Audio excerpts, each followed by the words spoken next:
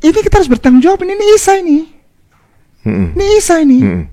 Nah masa Isa ini kita dibilang mati kita diam aja?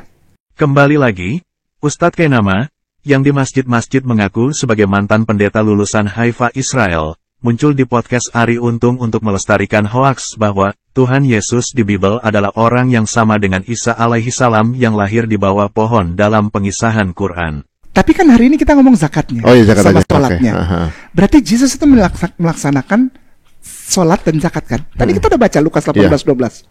Aku berpuasa dan aku berzakat. Ya. Ini kita harus bertanggung jawab. Ini Isa ini. Ini Isa ini.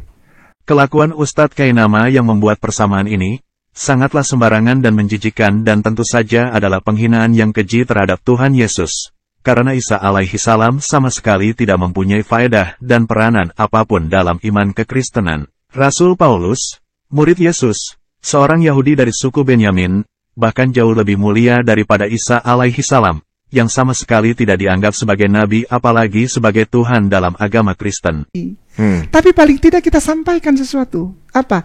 Bahkan Bible-mu sendiri bilang tadi, Isa itu, Jesus itu menyembahnya kepada Allah tadi. Allah Subhanahu wa taala, Allah Azza wa Jalla. Dan beliau sholat. Kita udah pernah bongkar itu. Allah Subhanahu wa taala bukan Tuhan dalam agama Kristen. Segala sesuatu yang berasal dari Allah Subhanahu wa taala dan berhubungan dengan Allah Subhanahu wa taala pasti ditolak dengan sangat tegas dalam agama Kristen. Ribuan nabi utusan Allah Subhanahu wa taala yang diimani dalam agama Islam ditolak sebagai nabi dalam agama Kristen, termasuk 4 kitab suci agama Islam yang diturunkan Allah Subhanahu wa taala untuk umat Islam, juga dengan sangat tegas tidak diterima sebagai kitab suci dalam agama Kristen. Insya Allah nanti di kesempatan berikutnya kita bongkar.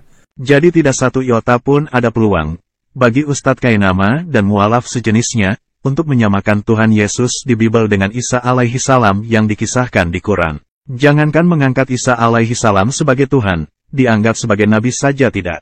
Jangankan menjadikan Isa alaihi salam sebagai Tuhan, menjadikan Allah Subhanahu wa taala sebagai Tuhan saja, Kristen menolak dengan tegas, bahkan sekalipun nyawa taruhannya. Perhatikan, satu-satunya umat beragama di seluruh muka bumi ini yang memuliakan Jesus atau Isa alaihissalam itu Islam. Benar sekali Ustadz Kainama. Kristen tidak mau dan tidak akan pernah memuliakan Isa alaihi salam dan Allah Subhanahu wa taala, karena Isa alaihi salam bukan nabi ataupun Tuhan dalam agama Kristen, dan Allah Subhanahu wa taala bukan Tuhan dalam agama Kristen. Biarlah dunia ini menyaksikan bahwa memang hanya agama Islam satu-satunya agama yang memuliakan Isa alaihi salam dan menuhankan Allah Subhanahu wa taala, karena memang benarlah yang demikian itu. Kita berikan pemahaman kita. Masalah dia terima atau enggak, nah ini baru masuk ke ranah yang disebut toleransi, membiarkan dan menghormati. Ustadz Kainama, apa yang Anda sampaikan di keseluruhan video ini hanyalah fitnah, hoaks dan penistaan keji yang Anda bentuk dari asumsi-asumsi Anda sendiri tentang Bible, Tuhan Yesus dan iman kekristenan. Apa yang Anda katakan tentang kekristenan ini tidak ada satupun yang benar, sehingga bukan pemahaman dan sikap toleransi yang sebenarnya Anda tunjukkan, tapi justru sikap kebencian dan intoleransilah yang Anda pertontonkan secara nyata, sekalipun dibalut dengan ekspresi manis yang mistis agar tipuan Anda terlihat seperti kebenaran.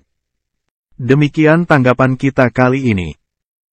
Silahkan like, subscribe, komen dan share video ini agar sahabat-sahabat kita umat muslim yang sudah terpapar dengan hoaks Ustadz Kainama ini bisa mendapatkan informasi yang benar tentang posisi Isa alaihi salam dan kedudukan Allah Subhanahu wa taala dalam iman agama Kristen. Nantikan terus video-video dari Apologetika. Sampai jumpa, Tuhan Yesus Raja Damai menyertai kita semua.